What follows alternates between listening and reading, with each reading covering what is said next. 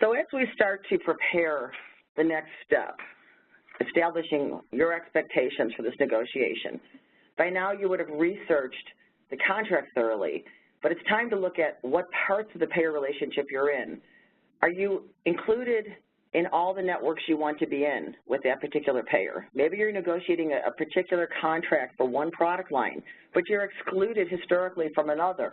This is the time for that to be on the table. It may be unbreakable. There might be rationale that they're doing a narrow network with one organization and you can't possibly join, but that shouldn't be something that's not talked about, not understood, and perhaps you need the same opportunity created to develop around your relationship with the payer. Know which ones you're in, which ones you're not, why, and if you want that changed. Same thing for products or services. You know, many times I'm sure you've seen from your experience, payers are creating niche networks or carving out best practice type scenarios where the business for one particular service is going only to a handful of providers, not across the whole network. If you want to be a player in that and you're excluded, you'll want that on the table for this negotiation and to really understand that maybe you didn't qualify with volume in the past, but now you do because you've created, you know, a larger service area than you had before. Second is modeling that complete contract, as we talked about. Prepare everything you know about the current contract before you're proceeding with crafting the various changes you want to have happen to the contract. It's important to know where you are and what you want before you're reacting to the payer's incoming proposal. It's always a guessing game on what serves you best, who should propose first. It's likely as much as you want the contract to renew with different rates, so does the other party. But if you know what you want first, you're more likely to be able to accomplish that back to the roadmap. And then you're going back to that for your comparison points instead of starting wherever the other party started the negotiation. We'll talk a little bit about anchoring shortly. Establishing your targets for certain services. All things not equal. You may feel very content with certain aspects of your contract, and your negotiation is all about protecting those, having them not be discussed because you want it to stay the same, and that's fabulous. But there may be other areas where you need adjustments, maybe dramatic adjustments, to become more competitive. And it doesn't matter why it's not competitive now.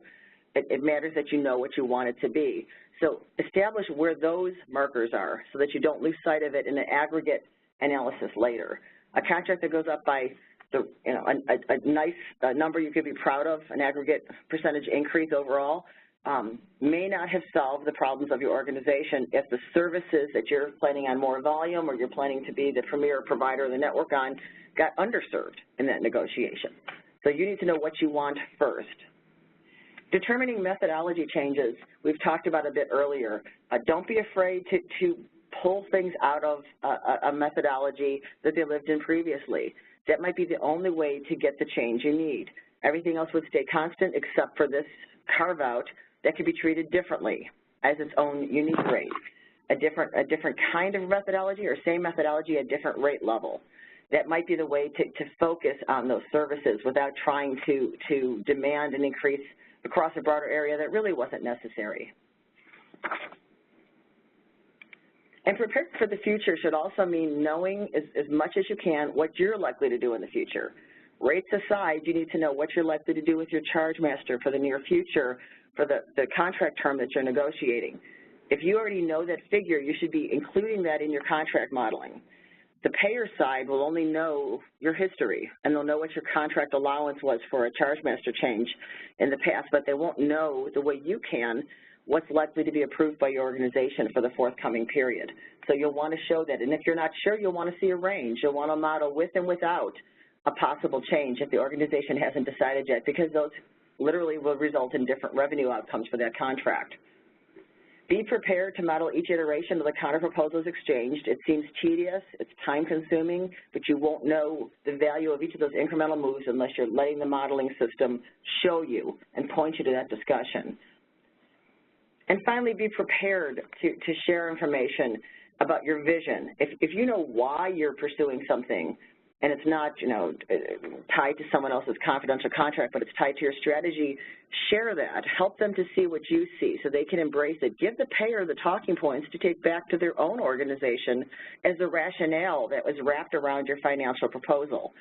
There's got to be more than just, I want an increase, I want more money. The why matters, and it will help to create that story that lets them see it the way you see it, to see that it's the right investment because you're driving toward either correcting something that in the past you tolerated, you've been underpaid, now it's time to catch up, or to help them to bring patients where you're about to grow.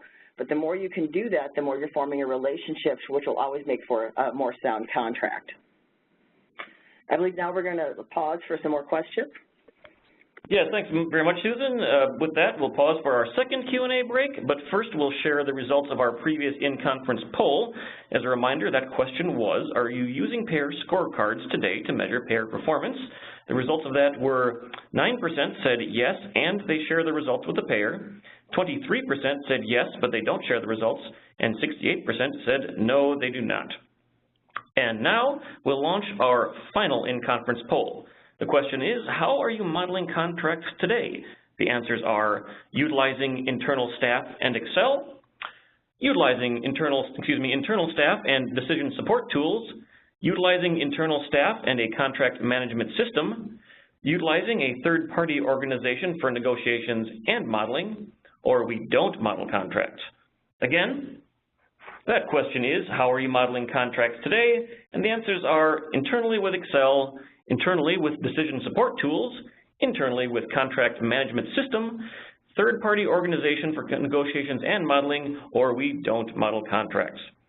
So here's some more questions for our Q&A. Should we share any information with payers about our desired terms before negotiations formally begin so that our time at the negotiating table can be used most effectively? I think that's wise and can actually grease the wheels in the discussion being productive at the table. Very good.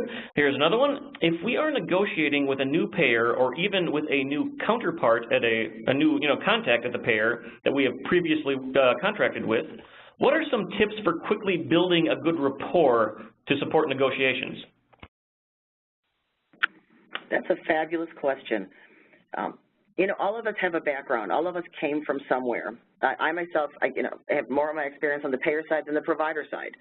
So if someone asks me, I have stories to tell, right? I can talk about my career path. I can talk about things I've seen in my various moves across the negotiation table, and it actually starts to form, I'm actually revealing where I come from in my negotiation seat if I'm having that kind of discussion.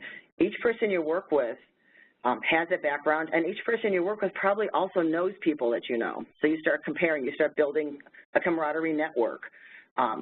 Even in my case, I know there's folks I run into who literally had been my staff in the past, and now they're negotiating with me across the table because we're in payer-provider opposite relationships. But there's something there to build upon. So if it's there, you want to acknowledge it. If it's not there, you want to form it. But I think it's much like any business relationship. You should know the people, where they come from. They will share with you more than you expected, so you'll know what kind of power position they're in as far as decision making. They'll share with you what's going on in the organization that is important growth-wise. If it's a new organization entering the market, what are their goals? How are they being measured for their success so that you're feeding into that to help them be successful while you're getting a contract that meets your needs?